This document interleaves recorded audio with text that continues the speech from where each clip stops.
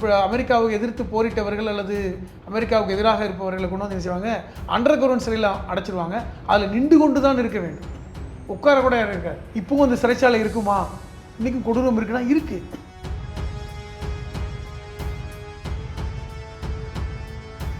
உலகில் மோசமான சிறைச்சாலை என்று ஒரு பட்டியல் போட்டால் அதில் முதலிடத்தில் இருப்பது அமெரிக்காவில் உள்ள சிறைச்சாலை தான். இந்த ரிக்கர் ஐலாண்டுன்னு ஒரு சிறை இருக்குது. இது ஒரு தீவு. அந்த தீவை அமெரிக்க அரசு என்ன செஞ்சாங்கன்னா ஒரு பெரிய சிறைச்சாலையாக மாற்றினார். அங்கே வந்து கேங்கே இருக்கும் உள்ளுக்குள்ள. அந்த கேங்குக்குள்ளே அடிச்சுக்குவாங்க. அதுக்கு வந்து அந்த சிறை விதிகள் அனுமதிக்கின்றன. அடிச்சுக்கிட்டு சாகுறதுக்கு உங்களுக்குள்ளே அவனே அடிச்சுக்குவான். இதில் இன்னொரு கொடுமை என்றால் அங்கு ஆணும் பெண்ணும் எல்லாரும் ஒரே சிறையில் இருப்பாங்க. தாய்லாண்டில் பேங்க் வாக் அப்படின்னு ஒரு பேங்க் வாங்குன்னு ஒரு சிறை. இதை பற்றி புத்தகம்லாம் அந்த சிறையிலேருந்து வெளியே வந்தவர் எழுதினார். அதுக்கப்புறம் தான் அந்த சிறையை பற்றி நமக்கு வெளியே தெரிஞ்சுது. பேங்காக் வந்து போதைப் பொருளுடைய ஒரு தலைநகரமாக இருந்த காலகட்டம். அப்போ இந்த வாரன் ஃபெல்லோஸுங்க வந்து என்னென்னு பார்த்தீங்கன்னா அவனை வந்து கைது பண்ணி இந்த பேங்க்வாக் சிறையில் அடைச்சான். அவன் அங்கே அதில் என்ன கொடுமைன்னா அந்த பேங்க்வாக் சிறையில் 1000 பேர் இருக்கிற சிறையில் 7000 பேர் இருப்பாங்க. கொடுமைன்னா அவனை தூங்கவே விட மாட்டாங்க. ஒரு 4 மணி நேரம் 5 மணி நேரம் தூங்க விடுவாங்க, எழுப்பி விட்டுருவாங்க. அப்புறம் மூன்றாவதாக நம்ம சொல்லணும்னா அந்த கேம்ப் 22 ஒரு சிறை இருக்குங்க. அது எங்கே இருக்குது தெரியுமா? வடகொரியாவில். தேச துரோகம். அந்த நாட்டுக்கு எதிராக அந்த ஆட்சியாளர் இருக்கார்ல, அவருக்கு எதிராக நீங்கள் பேசிட்டீங்கன்னா அந்த கேம்ப் 22க்கு போயிட வேண்டியதான். அது இன்னும் கொடுமை என்னன்னா குடும்பத்தோட சிறையில் வச்சுருவாங்க. இப்போ நீங்கள் 24 மணி நேரம் உழைக்கணும். நீங்கள் வந்து அவங்களுக்கு ப்ரொடக்டிவிட்டி கொடுத்துட்டே இருக்கணும். ஒரு வேலையோ ஏதோ ஒரு தெரிஞ்ச தொழில் செஞ்சுக்கிட்டே இருக்கணும். அதன் மூலமாக உற்பத்தியை இந்த சிறைச்சாலையை வைத்து செஞ்சுட்டு இருக்காங்க. உங்களை வெறுமனே சாப்பாடு கொடுக்குறது இல்லை, அடிமையாக ஆக்கிடுறது. அதை விட கொடுமையான ஒரு சிறைச்சாலைனா இந்த ஈஸ்ட் ஆஃப்ரிக்காவில் ருவாண்டா. நீங்கள் கேள்விப்பட்டிருக்கலாம். அதை பற்றி நிறைய உட்கார கூட இடம் இருக்காது. இப்போ ஒரு அறையில் வந்து 100 பேர் அடைச்சி வச்சுருப்பாங்க. அதில் 10 பேர் தான் இருக்க முடியும். உட்கார கூட இடம் இருக்காது. இப்போ ஒரு அறையில் வந்து 100 பேர் அடைச்சி வச்சுருப்பாங்க. அதில் 10 பேர் தான் இருக்க முடியும். அந்த 100 பேர் இருக்கிற இடத்துக்குள்ளேயே தான் நீங்கள் யூரின் போகணும். இது உடல் வலிமை பெற்றவர்கள் தானே ஆஃப்ரிக்காவில் இருப்பாங்க. அவங்களெல்லாம் வந்து இந்த மாதிரி போட்டு வலிமை குறைவாக ஆக்குவது. 1 மாதம் 2 மாதத்துலேயே ஆள் வந்து உருகி அவன் தன் நிலையை இழந்துருவான். பிளாக் டால்ஃபின் ஒரு சிறை. இந்த சிறைக்கு போகும்போதே உங்களை கண்ணை கட்டிட்டு தான் கூட்டிகிட்டு போவாங்க. மோசமான சைக்கோ கொலைகாரர்கள் அங்கே இருக்கிறாங்க. இந்த சிறையில் இருக்கின்ற வார்டன் இருக்காங்கல்ல, அவனே சைக்கோவை தான் வச்சுருப்பாங்க. உலக அளவில் பார்த்தீங்கன்னா பெண்களுக்குன்ற சிறை கூட இருக்குது.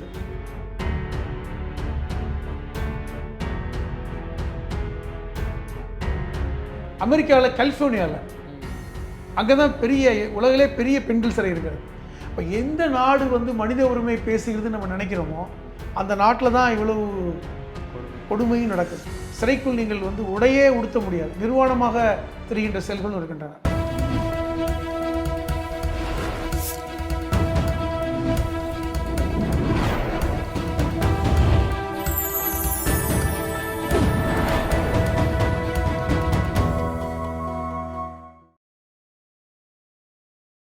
சேனல் 5 தமிழ் நேயர்களுக்கு வணக்கம். இன்றைய நேர்காணலில் நம்மோடு பேச இருப்பது எழுத்தாளரும் மூத்த பத்திரிகையாளருமான புதுமடம் கலீம் அவர்கள். சார் வணக்கம். சார் வணக்கம். சார், உலகத்தில் இருக்கக்கூடிய மிக கொடுமையான சிறைச்சாலைகள், அந்த காலத்தில் இருந்த கொடுமையான சிறைச்சாலைகள், அதே போல் இப்போ இருக்கிற கொடுமையான சிறைச்சாலைகள், கொஞ்சம் அதை பற்றி சொல்லுங்கள் சார். பொதுவாக வந்து சிறைச்சாலைகள்னால் நம்ம என்ன நினச்சிருக்கோம், இந்தியாவில் ஏதோ வந்து ஒரு தண்டனை கொடுக்கக்கூடிய இடம், அல்லது ஒரு 5 வருஷம் 10 வருஷம் ஆயுள் தண்டனை, அங்கே போய் இருந்துட்டு வந்துடுவாங்க, பெரிய லெவலில் இல்லை அப்படிங்கிற மாதிரி ஒரு மனப்பான்மை தான் நம்ம இன்றைய சமூக மக்களுக்கு சிறைனா இருக்கு. ஆனால் வந்து இந்தியா சுதந்திரம் அடைவதற்கு முன்பாக சிறைச்சாலை என்பது ரொம்ப மோசமான சிறைச்சாலையை நம்ம வரலாற்றில் படிச்சிருக்கோம். அதாவது செக்கிழித்தவர்கள் வரலாற்றை படிச்சிருக்கிறோம். கல் உடைத்தார்கள், கடினமான சிறைச்சாலை, அந்தமான் சிறைச்சாலையெல்லாம் வந்து கஷ்டம், அங்கெல்லாம் தப்பிக்கவே முடியாது, இப்படிலாம் நம்ம படிச்சிருக்கோம். இது கடந்த காலங்கள். நம்ம இந்த கடந்த ஒரு 30-40 வருடங்களுக்கு முன்பாக பார்த்தா கூட கொடூரமான சிறைச்சாலைகள் இருந்திருக்கின்றன. இப்போ ஹிட்லர் காலத்தில் கூட இந்த யூதர்களுடைய வதை முகாம்கள் பெரிய சிறைச்சாலை, இந்த ஆஸ்விஷ் வதை முகாம்லாம், அங்கெல்லாம் வந்து நைட்ரஜன் கேஸை பயன்படுத்தி கொலை செய்கிற இடத்துல அதெல்லாம் நம்ம பார்த்தோம். அதே மாதிரி இடியமீனை பற்றி பேசினா கூட உகாண்டாவில் 5 லட்சம் மக்களை சிறைச்சாலையில் வைத்து கொலை செய்ததை நம்ம பார்த்தோம். இன்னும் சமீபமாக நெருங்கி வந்தால் கூட இன்றைக்கும் இந்த வதை முகாமை நடத்துபவர்கள் அல்லது கொடூரமான சிறை நடத்துபவர்கள் மனித உரிமை பேசுகின்ற அமெரிக்கா என்றால் உங்களுக்கு ஆச்சரியமாகவும் இருக்கும், அதிர்ச்சியாகவும் இருக்கும். வியட்நாம் யுத்தத்தை நம்ம எடுத்து பார்க்கலாம். இந்த அறுபதுகளில் நடந்த வியட்நாம் யுத்தத்தில் அமெரிக்கா போய் அங்கே வியட்நாமில் நடந்த போரில் எவ்வளோ தூரம் வந்து அங்கே சிறைகளில் அமெரிக்கர்களும் சிக்கி தவித்தார்கள், வியட்நாமியர்களும் கொடூரமாக விஷயங்கள்லாம் நம்ம பார்த்தோம். அதே மாதிரி ஆப்கானிஸ்தானில் இப்படி பல்வேறு இடங்கள் நம்ம சொல்லலாம். பல பேர் ஜெயிலேருந்தே ஏறி குச்சி ஓடிலாம் போனாலும் தப்பிக்க முடியாது. அதை விட முக்கியமானது அந்த ஈராக்கில் வந்து அமெரிக்க படை 2003 சதாம் ஹுசேனை வந்து வெற்றி கொண்டதுக்கப்புறம் அங்கே ஒரு சிறைச்சாலையே ப்ரைவேட்டாக நடத்தினாங்க. எப்படின்னா அமெரிக்காவிலேருந்து இந்த கொடூரமாக இருப்பார்கள்ல, அதாவது கொடூரமாக கொலை செய்பவர்கள், ப்ரொஃபஷனல் கில்லர்ஸ், இவர்களை வைத்து ஒரு சிறைச்சாலையெல்லாம் நடத்தினாங்க. அதாவது அமெரிக்க அரசால் நடத்தப்பட்டாலும் தனியார் மயமாக்கப்பட்ட சிறைச்சாலைகள். அதாவது அந்த சிறை எப்படி இருக்கும்னா அண்டர் கிரவுண்டில் தான் இருக்கும், மேலே எதுவுமே கட்டடம் இல்லை. அவங்க அந்த வேலையை பார்ப்பாங்க, எல்லாருமே கீழே இருக்கும். அதை வந்து ஈராக்கில் அமெரிக்காவுக்கு எதிர்த்து போரிட்டவர்கள் அல்லது அமெரிக்காவுக்கு எதிராக இருப்பவர்களை கொண்டு வந்து என்ன செய்வாங்க, அண்டர் கிரவுண்ட் சிறையில் அடைச்சிருவாங்க. அதில் நின்று கொண்டு தான் இருக்க வேண்டும், உட்கார கூட யாரும் இருக்காது. இப்போ இப்படிப்பட்ட கொடூர சிறைச்சாலைகள்லாம் 90க்கு முன்னாடியிலேருந்து 2000 வரைக்கும் இருந்துச்சு. இப்போது நம்ம வந்து உலகம் நாகரிகமாகி விட்டது, இப்போவும் அந்த சிறைச்சாலை இருக்குமா, இன்றைக்கும் கொடூரம் இருக்குன்னா இருக்குது. அதை நம்ம வந்து ஒரு உலகில் மோசமான சிறைச்சாலை என்று ஒரு பட்டியல் போட்டால் அதில் முதலிடத்தில் இருப்பது அமெரிக்காவில் உள்ள சிறைச்சாலை தான். இந்த ரிக்கர் ஐலாண்டுன்னு ஒரு சிறை இருக்குது. இது ஒரு தீவு, தனித்தீவு, கிட்டத்தட்ட ஒரு 400 ஏக்கர் உடைய ஒரு தீவு. ஆப்ரஹாம் ரிக்கன்கிற ஒருத்தர் வந்து 17ஆம் நூற்றாண்டில் இந்த தீவை கண்டுபிடித்தாருன்னு சொல்லுவாங்க. அப்போ மக்களே அதில் கிடையாது, ஒரு கடலை தாண்டி ஒரு தீவு. அந்த தீவை அமெரிக்க அரசு என்ன செஞ்சாங்கன்னா ஒரு பெரிய சிறைச்சாலையாக மாற்றினார். அதாவது கொடூரமாக தண்டனை பெறுபவர்கள், அதாவது எல்லா தண்டனையும் கிடையாது, ஆயுள் தண்டனை, ஒரு 80 வருடம் 100 வருடம்லாம் போடுவாங்க தெரியுமா அமெரிக்காவில். நம்ம ஊரில் அப்படி போட மாட்டாங்க. நம்ம ஊரில் அதிகபட்சம் ஆயுள் தண்டனை 24 வருஷம் 25 வருஷம் ரிட்டையல் அந்த மாதிரி கூட விட்டுருவாங்க. அதுக்கப்புறம் இப்போ தலைவர்களுடைய பிறந்தநாள் அன்றைக்கி பார்த்தீங்கன்னா 10 வருஷம் ஆச்சுன்னா வெளியிட்டுருவாங்க, கருணை அடிப்படையில் வெளியே விட்டுருவாங்க. அங்கே அப்படி கிடையாது, 80 வருடம் 100 வருடம், அதாவது வாழ்க்கை முடிஞ்சிடும்னு தெரிஞ்சிடும். அவ்வளோ அந்த மாதிரி சிறைச்சாலை. அப்படி ஒரு சிறைச்சாலை தான் ரிக்கர் ஐலண்ட். அங்கு பார்த்தீங்கன்னா கொடூரமான சிறை. அங்கே வந்து கேங்கே இருக்கும் உள்ளுக்குள்ளே, அந்த கேங்குள்ளே அடிச்சுக்குவாங்க. அதுக்கு வந்து அந்த சிறை விதிகள் அனுமதிக்கின்றன, அடிச்சுக்கிட்டு சாகுறதுக்கு உங்களுக்குள்ளே அவனே அடிச்சுக்குவான். இதில் இன்னொரு கொடுமை என்றால் அங்கே ஆணும் பெண்ணும் எல்லாரும் ஒரே சிறையில் இருப்பாங்க. இப்போ நினச்சி பாருங்க, ஒரு பெண் கைதியை கைப்பற்றுவதற்கு எத்தனை போட்டின்னு இருக்கும். அப்போ கேங்குவார் நடக்கும், வெட்டிக்குவாங்க. அந்த வெட்டுறவங்களுக்கு மருந்துலாம் கிடையாது, அவன் அந்த அந்த தண்டனையோடு இருந்துகிட்டே இருக்க வேண்டியதான். அதனால் இறப்பும் அதிகம். ஸோ இப்படிப்பட்ட ஒரு கொடூரமான சிறையாக இன்றைக்கி உலகில், கொடூரமான சிறை என்றால் அது ரிக்கர் ஐலாண்ட் சிறைக்கு பேர், அது அமெரிக்காவில். அடுத்து இன்னொன்று பார்த்தீங்கன்னா கொடூரமான சிறை என்ன தாய்லாண்டில் இருக்குது. தாய்லாண்டில் பேங்க் வாங்னு ஒரு சிறை. இதை பற்றி புத்தகம்லாம் அந்த சிறையிலேருந்து வெளியே வந்தவர் எழுதினார். அதுக்கப்புறம் தான் அந்த சிறையை பற்றி நமக்கு வெளியே தெரிஞ்சுது. வாரன் ஃபெல்லோஸ்னு ஒருத்தன், அவன் யாருன்னா ஆஸ்திரேலியாக்காரன். இந்த போதைப் பொருள்களை கடத்துபவர்களில் முக்கியமான ஒருத்தன் தான் வாரன் ஃபெல்லோஸ். அந்த ஆஸ்திரேலியா என்பது தாய்லாண்டுக்கு அருகே தான் இருக்குது, அந்த கடல் பரப்பு. தாய்லாண்டிலிருந்து ஆஸ்திரேலியாவுக்கு கடத்துவது அல்லது ஆஸ்திரேலியாவிலேருந்து தாய்லாந்துக்கு, ஏன்னால் பேங்காக் வந்து போதைப் பொருளுடைய ஒரு தலைநகரமாக இருந்த காலகட்டம். அப்போ இந்த வாரன் ஃபெல்லோஸ் இங்கே வந்து என்னென்னு பார்த்தீங்கன்னா அவனை வந்து கைது பண்ணி இந்த பேங்காக் சிறையில் அடைச்சான். அவன் அங்கே பல வருடம் அந்த சிறையில் இருந்தான். அந்த சிறை கொடுமையை அனுபவித்தது ஒரு புத்தகமாக எழுதுனா த டேமேஜ் டன் அப்படின்னு ஒரு புத்தகம். அதாவது இந்த டேமேஜ் டன், எவ்வளோ டேமேஜ் ஆகணுமோ அவ்வளோ டேமேஜ் ஆன ஒரு அவனுடைய வரலாறு. அது என்ன கொடுமைன்னா அந்த பேங்காக் சிறையில் இட நெருக்கடி. ஒரு 1000 பேர் இருக்கிற சிறையில் 7000 பேர் இருப்பாங்க. எப்படி நினச்சி பாருங்க, 1000 பேர் இருக்கிற இடத்துல 7000 பேர் இருந்தால் எவ்வளோ நோய் தொற்று இருக்கும். உணவு குறைவாக கொடுப்பாங்க. கொடுமைன்னா அவனை தூங்கவே விட மாட்டாங்க. 16 மணி நேரம் அவன் வந்து முழிச்சிட்டு தான் இருக்கணும். ஒரு 4 மணி நேரம் 5 மணி நேரம் தூங்க விடுவாங்க, எழுப்பி விட்டுருவாங்க.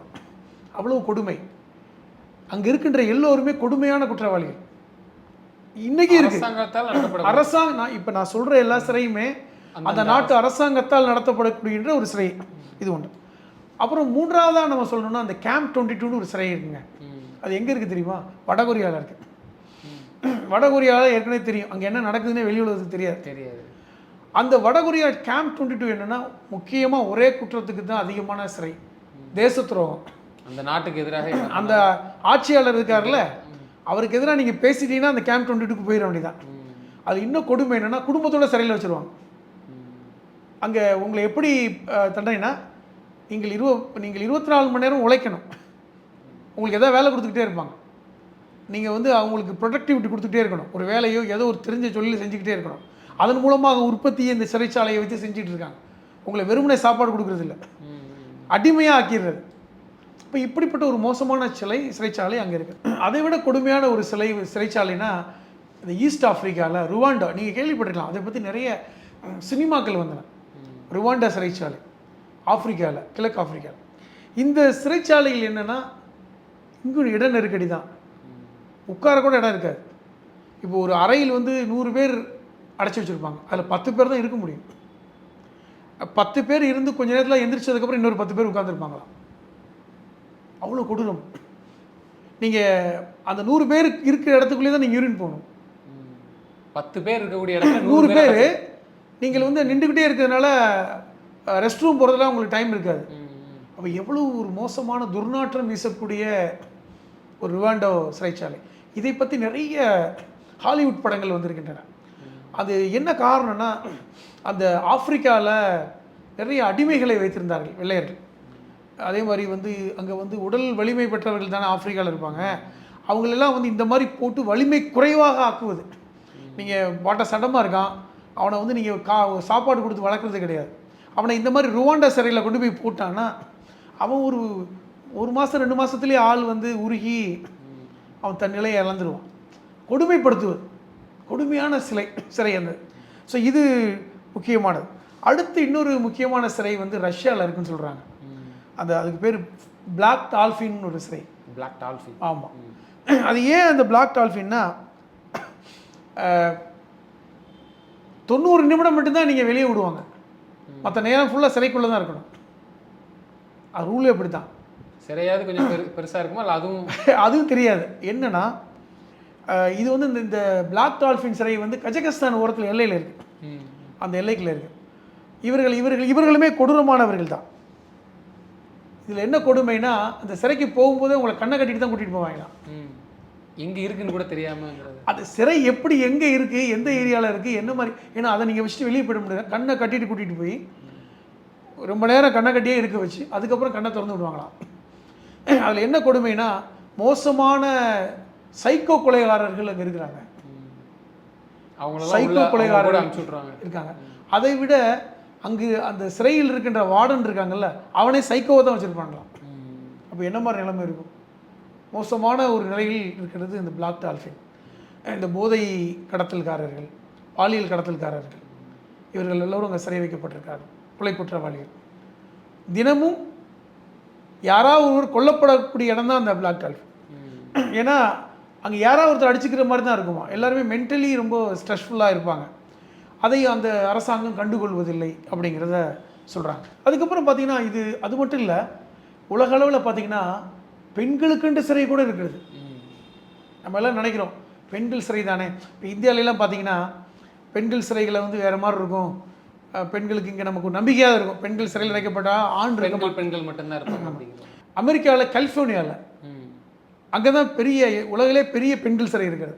இப்போ எந்த நாடு வந்து மனித உரிமை பேசுகிறதுன்னு நம்ம நினைக்கிறோமோ அந்த நாட்டில் தான் இவ்வளவு கொடுமையும் நடக்குது. இந்த கலிஃபோர்னியாவில் 2000க்கும் மேற்பட்ட பெண்களை அடைத்து வைத்திருக்கின்ற சிறை ஒரே சமயத்தில். இதில் என்ன கொடுமைனா, அத்தனை பெண் கைதிகளுக்கு வார்டன்கள் ஆண்களாக இருக்கிறார்கள். எப்படி கொடுமை. அதில் இன்னொரு கொடுமை என்னவென்றால், சிறைக்குள் நீங்கள் வந்து உடையே உடுத்த முடியாது, நிர்வாணமாக திரிகின்ற செல்களும் இருக்கின்றன. இப்படி தான் இருக்கணும் அப்படின்னு. அப்படிப்பட்ட சிறை. இது வந்து இந்த சிறையை பற்றி ஏற்கனவே பல்வேறு தடவைகள் வந்து மனித உரிமை ஆர்வலர்கள் வந்து சொன்னதுக்கப்புறம் தான் பெண்களுக்கு ஆடை உடுத்தக்கூடிய அந்த இதையே வாய்ப்பையே கொடுத்துருக்குறாங்க. முன்னாடி அவ்வளோ கொடூரமாக இருந்தது. இப்பொழுது தான் கொஞ்சம் கொஞ்சமாக பெண் வார்டர்களை அலோவ் பண்ணுறாங்க. இது பெண்களுக்கென்று ஒரு கொடூரமான சிலை. ஆனால் சில சிறைகள் வந்து உலகத்தில் வெளியே தெரியாமல் இருக்குது. இப்போ நான் கொரியாவை பற்றி சொன்னேன்ல, சைனாவில் இருக்கின்ற சிறைகளை பற்றி எந்த தகவலும் தெரியாது உலகிலே. ஒருவேளை அப்படி இல்லைங்கிறனாலே இல்லைங்க, உலகிலே வந்து சிறைகள் என்ன நடக்குது அப்படின்னு தெரியாத ஒரு நாடு சைனா தான். அந்த நாட்டில் என்ன நடக்குதுன்னே தெரியல, சிறைக்குள் என்ன கொடுமை நடத்துவேன்னு தெரியல. காரணம் அந்த அளவுக்கு சட்டத்திட்டங்கள். சிறைகளை பற்றி நீங்கள் வெளியே சொல்லவே முடியாது. உங்களுக்கு வந்து தேச துரோகத்துக்கெலாம் வந்து ரொம்ப கொடுமையான சிறைகள். இப்போ சைனாவில் வந்து பார்த்திங்கன்னா சிறைக்குள் வந்து செயினை போட்டுட்டு தான் லாக் பண்ணிட்டு தான் நீங்கள் இருக்கணும், அந்த வெயிட்டை தூக்கிக்கிட்டு தான் நடக்கணும்லாம் சொல்கிறாங்க. அதே மாதிரி சிரியாவில் ஒரு சிறை இருக்கிறது, அங்கே இது நிலைமை தான். சிரியா ஏற்கனவே ஒரு மோசமான இடத்துல இருக்குது, உங்களுக்கு தெரியும். சிரியாவில் பல்வேறு ISIS தீவிரவாதிகள் சிரியாவுக்குள்ளே தான் இருக்காங்க. அந்த அவர்கள் நடத்துகின்ற சிறை இன்னும் மோசம். அதாவது சிறை கைதிகள் மேலே வந்து யூரின் கழிப்பது, அவர்களை கொடுமைப்படுத்துவது.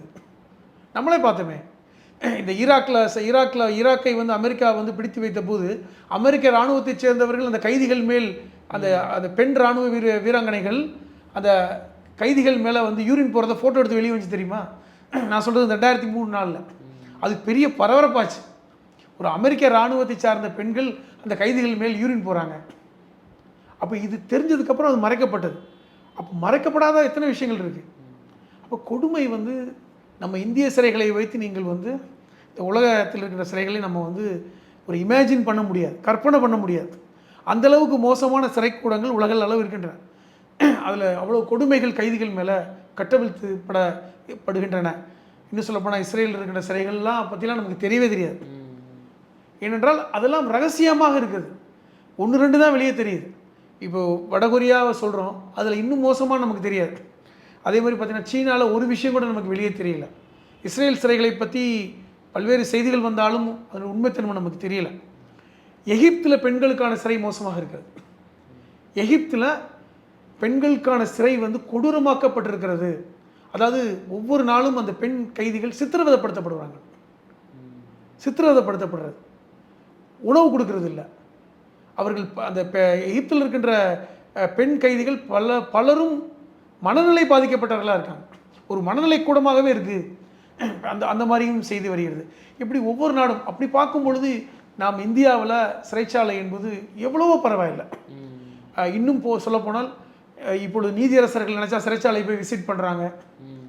மனித உரிமை ஆர்வலர்கள் போய் சிறைச்சாலையை விசிட் பண்ணக்கூடிய வாய்ப்பு நமக்கு இங்கே இருக்கிறது. திகார் சிலைக்கு போகலாம், இங்கே சென்னையில் இருக்கின்ற மத்திய சிறைச்சாலைக்கு போகலாம், புழல் சிறைக்கு போகலாம். என்ன நடக்குதுன்னு எல்லோருக்கும் தெரியும். 1-2 சம்பவத்தை வைத்தே நம்ம என்ன செய்கிறோம், அதை ரொம்ப கடுமையாக நம்ம விமர்சனம் பண்ணுறோம். அவர்களை வந்து கொடுமைப்படுத்துகிறாங்க, சாப்பாடு கொடுக்கல, சுகாதாரம் பத்தலைன்னு. ஆனால் உலகளவில் இருக்கின்ற சிறைச்சாலைகளை பார்த்தால் இப்பொழுதுமே நான் சொன்ன இந்த ஒரு 7-8 சிறைச்சாலைகளுடைய நீங்கள் உள்ளே நினச்சி கூட போக முடியாது, தப்பிக்கவும் வாய்ப்பில்லை. அப்படிப்பட்ட கொடுமையான சிறைச்சாலைகள் நாம் வாழ்கின்ற இந்த நிகழ்காலத்திலும் இருக்கிறது என்பதை நீங்கள் புரிஞ்சுக்கணும். தொடர்ந்து எங்களோட பல்வேறு கருத்துக்களை பயந்தமைக்கு நன்றி சார். நன்றி.